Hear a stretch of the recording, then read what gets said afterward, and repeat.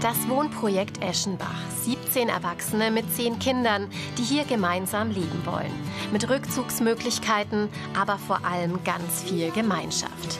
Auf 8000 Quadratmetern Grundstück gibt's für den gemeinsamen Traum viel zu tun.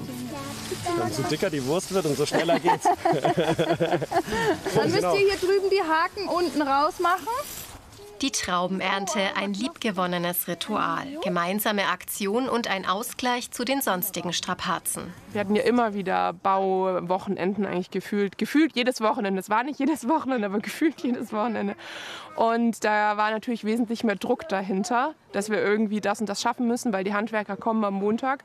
Und jetzt ist das gerade so, wir machen Weinlese und es wird unser Saft und das ist ein sehr, sehr schönes Gefühl. Das sind die Sachen, auf die ich mich natürlich immer total gefreut habe und warum ich eigentlich hierher ziehen wollte. Ne? Hier gemeinsam Trauben lesen, das ist schon immer schön. Ja.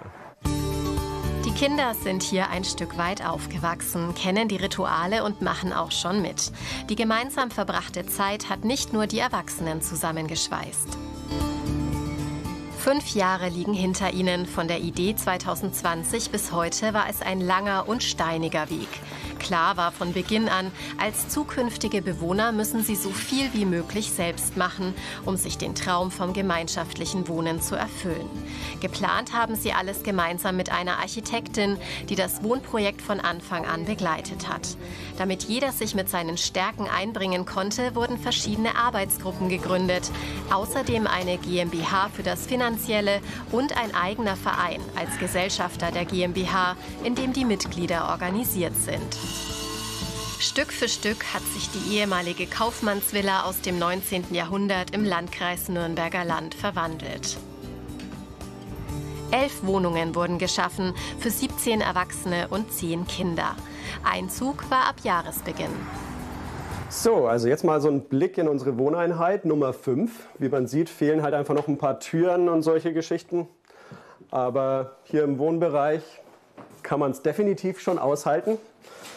Da haben wir es uns schon ganz schön gemacht. Seit Juni sind wir jetzt hier drin. Seitdem ist etwas Ruhe eingekehrt. Die Bewohner waren erstmal im Rückzugsmodus. Nach der anstrengenden Bauphase ein kurzes Durchatmen. Doch fertig ist das Projekt noch lange nicht. Nur noch 27 Eimer, Hendrik. Ja, viel sind es nicht mehr. Der Großteil ist schon geschafft. Da ist doch jetzt ein Klacks. Optimistisch gehen sie fast immer an die Sache. Und doch gab es auch herbe Rückschläge. Was wir auf jeden Fall unterschätzt hatten, war die Entwässerung. Da waren dann noch mal große Auflagen und da mussten wir dann riesige Rückhaltezisternen bauen und in den Boden einlassen. Das war noch mal eine große Nummer und die hat uns auf jeden Fall doch noch mal eine Stange Geld gekostet. Diese Auflage hätte dem Projekt fast das Genick gebrochen. Es wurden zusätzliche Privatkredite von Freunden und Familie nötig, um die steigenden Kosten zu decken. Nicht alle konnten und wollten diesen Weg weitergehen. Eine Gründungsfamilie ist kurzfristig ausgestiegen. Ein weiterer Tiefschlag für die Gruppe. Aber auch eine Chance für frischen Wind und neue Gesichter. Laura Kleinhens-Dominguez erfuhr von einer Freundin von dem Projekt und bekam den Zuschlag. Die haben es einem unglaublich einfach gemacht. Also Hut ab. Also ich glaube nicht, dass mir das so gut gelungen wäre, wenn ich schon so lange in so einer Bauphase auch gewesen wäre. Auch dieses Gefühl, so Mensch, wir haben gar nicht dazu beigetragen letzten Jahre, vielleicht schulden wir ihnen etwas, aber das sehen die gar nicht so. Jeder hat so seinen Moment und jeder wird schon irgendwann mal fürs große Ganze irgendwie seinen Beitrag leisten. Jeder hier tut das auf seine Art. Die älteren Bewohnerinnen zum Beispiel sind unabdingbar für die Gemeinschaft, kochen häufig für alle oder passen auf die Kinder auf.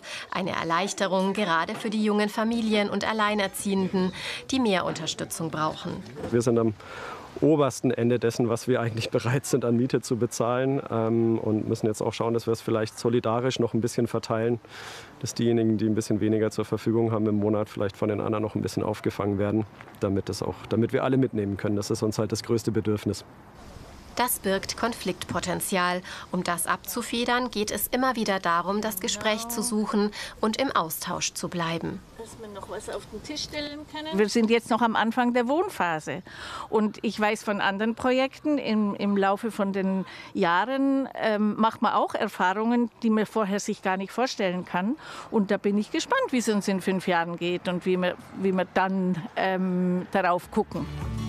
Und wie die nachfolgende Generation das Ganze später einmal weiterführen wird. Doch die erkennt den Mehrwert bereits jetzt. In der Stadt ist es richtig stickig und hier ist einfach die Luft viel besser. Und hier ist viel schöner mit der Natur und dem Wald.